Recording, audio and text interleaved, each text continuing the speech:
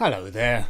Today I want to talk to you about something that isn't really a news item, because typically in these we do news items, things that have annoyed me. Could be like big news, or it could be small news or inconsequential news really to the grand scheme of things. But this one's more of like a technological or a social sort of rant, and it's all to do with free time. In this modern world, how much free time do you have?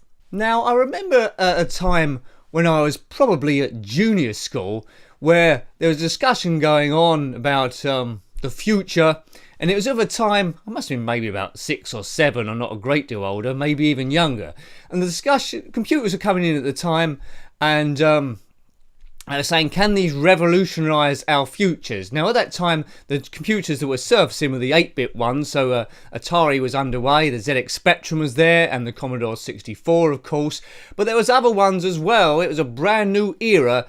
There was the Dragon 32, which wasn't quite as successful, a Jupiter Ace, which I'd love one of those for historic purposes, Auric 1, and every week there was a show on TV called The Computer Show, which told you all about home computers. People were getting them in their business, and it was doing their accounts by a click of a button, and it was saying it was saving them loads and loads of time. And this led to the sort of like social debate or philosophical debate. That's pretty hard to say, that word. But they were saying in the far-flung future, bearing in mind I was just a young kid then, they were saying in the far-flung future, or the near future, the biggest problem that people would have is they'd be getting bored because there's so much free time. These computers would save you lots and lots of time. Robots will be doing your everyday tasks. So a man will have to denote his life to leisure, sports, personal achievements, education. It'd be a better world, but we'd be just damn bored of ourselves.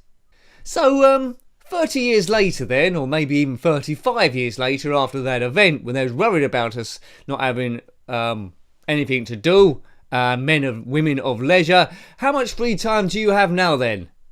I'm guessing round about none. Back when I was that age at junior school, there was no Sunday trading, so shops actually closed on Sunday, nothing actually happened. Many of them closed half day Wednesday. Imagine that now, Wednesday afternoon, everywhere's shut, we can't go out, and of course the internet wasn't there, so all your knowledge just come from books and revision, but people generally were quite happy. They was doing less hours than they do now, then they went home and they could still make ends meet. Nowadays we don't seem to have any time. Where's all this free time we were supposed to have? Where's it gone? I mean, now you got shops open 24 hours, closing Wednesdays not really thought of. We got no time available at all. We got computers everywhere coming out of our ears. We've all got, or most of us have got, a mobile phone, which is a super mini computer, where we don't have to go to libraries anymore. We can just type in the answer to anything in the whole world, and it'll give us an answer which may or may not be right, but you can cross-reference it, and all knowledge there. So you've got no revision, everything's at your fingertips. Where's my free time gone? I think the average working week now is about 40 hours. There's extended travelling times. The train where I am is completely up the wall, and that's supposed to be computerised. That doesn't run. It's completely mental. What the hell's going on then? I think what it is, man's capacity, overall mankind, is for greed. Unfortunately, you can see the state of the earth for that. And they'll always strive to make more and more money in competition. Nations want their economies to grow bigger and better always. And there's no let up. So technology has just enabled people to move quicker and want to do more work than their neighbours. The world's now become a really small place. So whereas markets were individualised in different countries, now you have to compete globally. And if you go to sleep for 5 seconds, someone else has overtaken you and you've lost your profit margin. So computers then, they haven't given us more free time, they've given us less. We've become a slave to technology.